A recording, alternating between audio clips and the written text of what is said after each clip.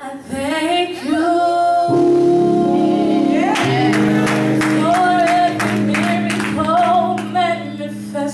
Great or small, I praise you. Yet there is one thing my heart's desire is to worship you each day without fail. This is my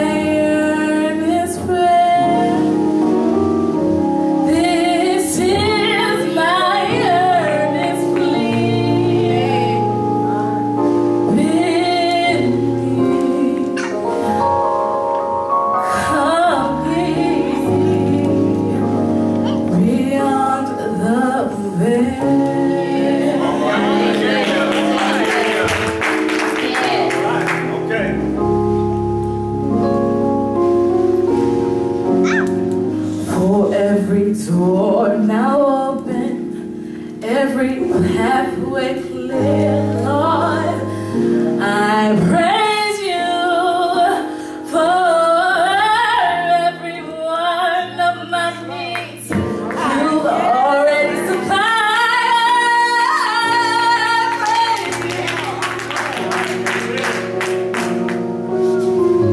Yes, there is one thing my soul longs for, is to worship you face to face. This is my earnest prayer. This is my earnest plea. Bid me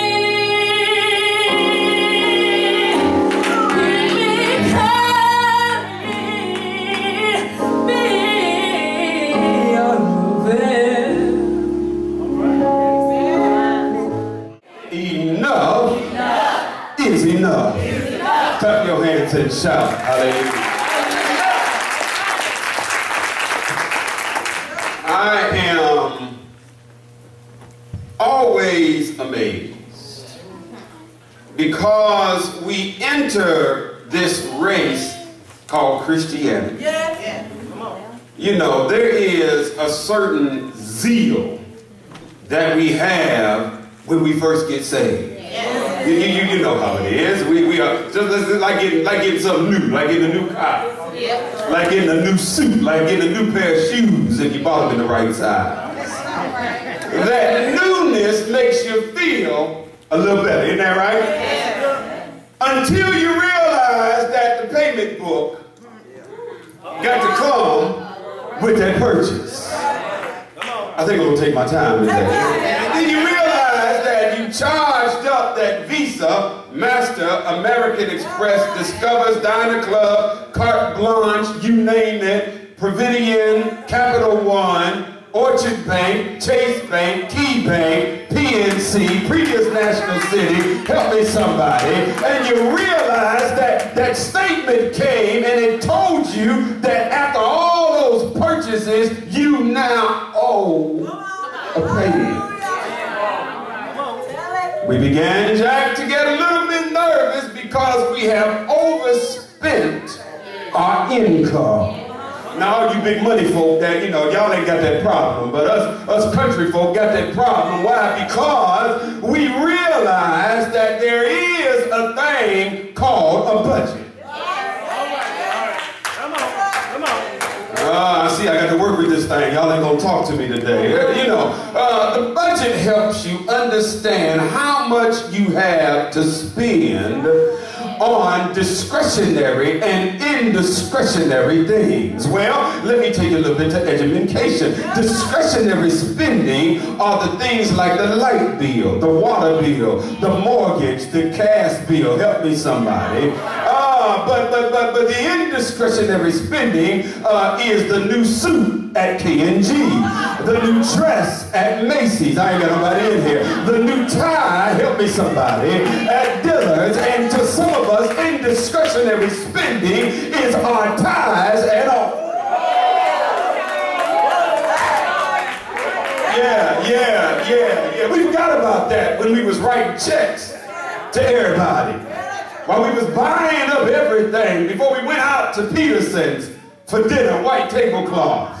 Before we went to Journeys and got the $25 a person buffet and had everybody at the table. Come here, prodigal son. You can attest to this. Buying everybody's Hennessy and Coke and, oh, I'm sorry, y'all got offended by that. Buying everybody's Miller and Bud Light. Then you realize when the tab came, you didn't have enough money. To give you night vision glasses.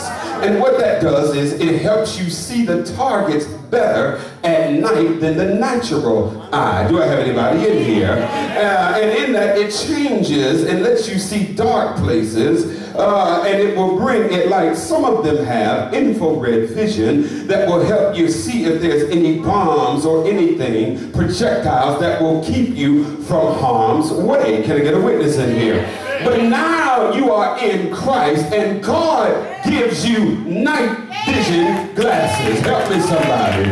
God gives you visionary that you can see the devil just for what he is.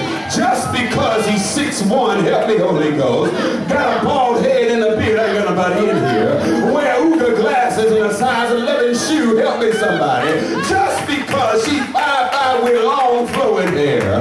Just because she got long pretty legs when she crosses them.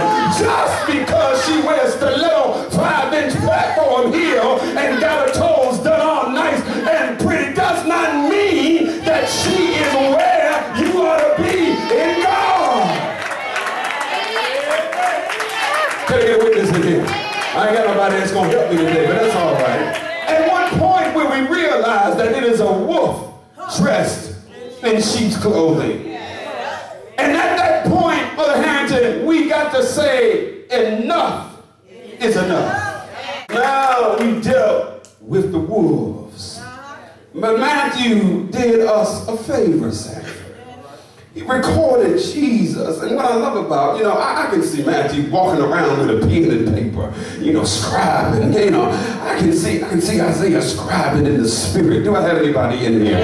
I can see him being the church conference secretary. I can see him being the court stenographer. Do I have anybody in here? And just gleaning what God said, gleaning what Jesus was doing. But Matthew looked at this account, and his prolific insight that was recorded in this book gave the cause and effect of people.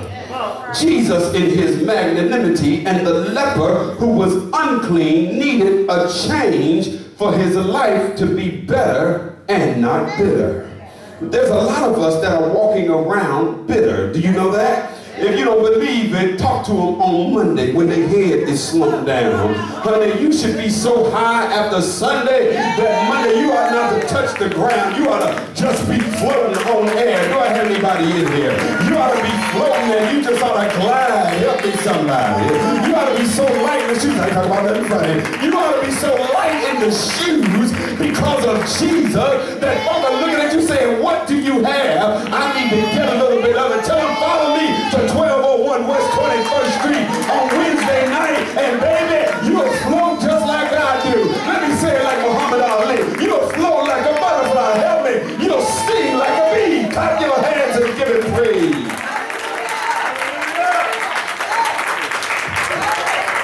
So the leper was unclean, and he needed his life to be better. The Jews, did not associate with the lepers. Right. Leprosy, the modern form of AIDS, a scaling disease that you had, and it was noticeable when you had leprosy. Why? Anybody who has chicken pox, you know that they have the chicken pox. Isn't that right? Yes. I remember when I got the chicken pox, a young lady said, I think you have the chicken pox. And I'm like, how do you say? She said, you got all these bumps. I thought it was pimples. Help me somebody. And then I realized that I had the chicken pox. The measles are the same way. They are noticeable things that you have. This man had leprosy. And when the lepers came into town, they had to yell, leper coming. leper coming. In other words, y'all get out the way because I'm unclean. Do I have anybody in here? Well, if we were honest with ourselves, everybody in church ought to be yelling that we are a form of leper. We are unclean. Do I have anybody in here? But you too high and mighty, you too high and lifted up, you too holy, and you got it all in a bag of chips. You so busy standing high with your lipstick on and your roots. Help me somebody. Got your tight fade or your hair shaved. Help me somebody. Got your Botany 500. Got your Stacey Adams shoes. Got your Anita Anger shoes. And all of this you have forgotten that all of your righteousness is just like filth